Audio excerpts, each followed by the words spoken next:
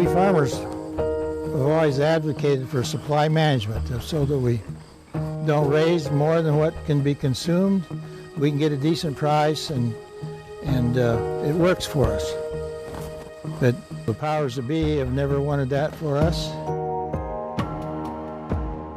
Farmers have been forced into farming the policy that comes out of Washington, D.C. that really they have no input on. Our federal policy has allowed farm prices to go drastically low, so the margins of farming are very thin or non-existent. If you're going to make a living, you're going to have to use every economy of scale you possibly can. And when you have farmers competing against each other on that basis, it means you have fewer and fewer farmers. The farms are much bigger. Our subsidy system is just a way of making sure that the system doesn't self-destruct.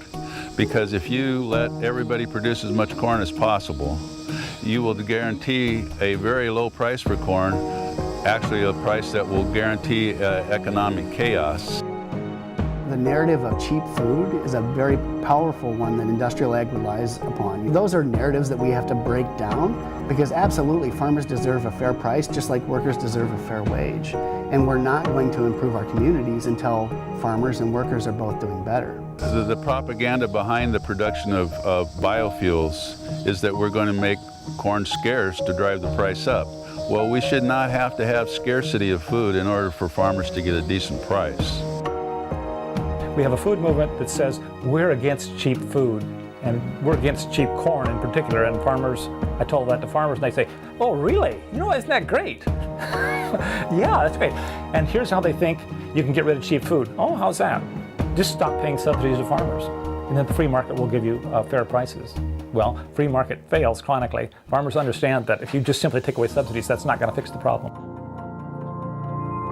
You're dedicated to this life, and we're being taken advantage of, and it does not make me feel good at all. And I know that farmers around the world are being treated in much the same way.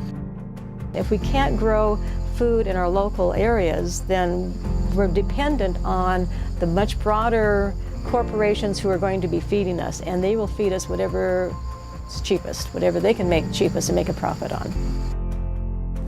In an ideal world, a system of farming and food that's good for farmers, that's good for workers, that's good for eaters in our environment, has diversified family farms, with strong crop rotations that care for our soil, that care for our water, that bring livestock back to the family farms, and that are spread geographically across the state.